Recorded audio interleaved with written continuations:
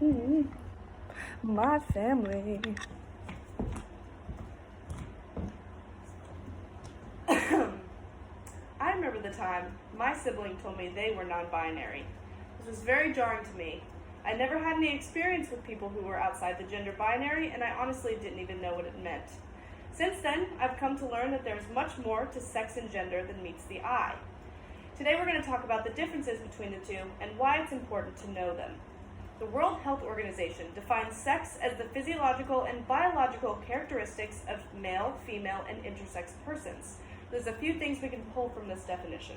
First, sex describes only physical attributes. It is tangible, measurable, and it is not affected by feelings alone. It can be changed, however, through physical means, such as surgery and hormone therapy. Second, intersex people exist. Intersexuality occurs far more frequently than we think, and it is often neglected in conversations about sex and gender.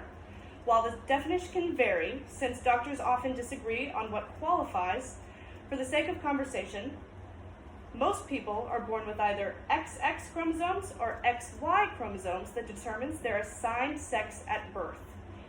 Intersex people are born with both. The National Library of Medicine estimates that there are 6 million people with XXY chromosomes in America alone. However, gender, as defined by the World Health Organization, is the characteristics of men, women, boys, and girls that are socially constructed. Notice that compared to sex, gender is more feelings-based and less physical.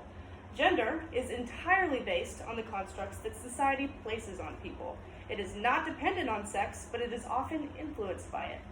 Gender in itself can even go so far as to change daily depending on the person.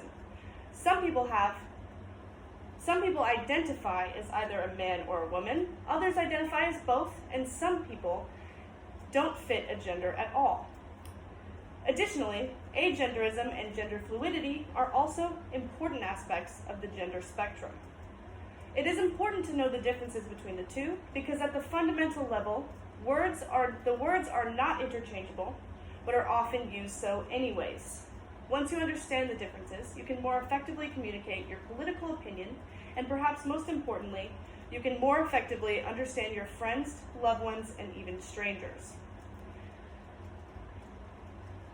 More so nowadays, people are becoming more outspoken about their gender identity and preferences. Even if you can't understand from personal experience, it's never a waste of time to try and understand someone outside of yourself.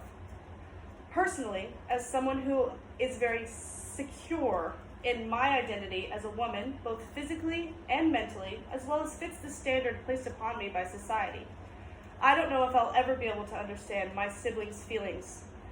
However, I find relief in knowing that they're more comfortable in my knowledge.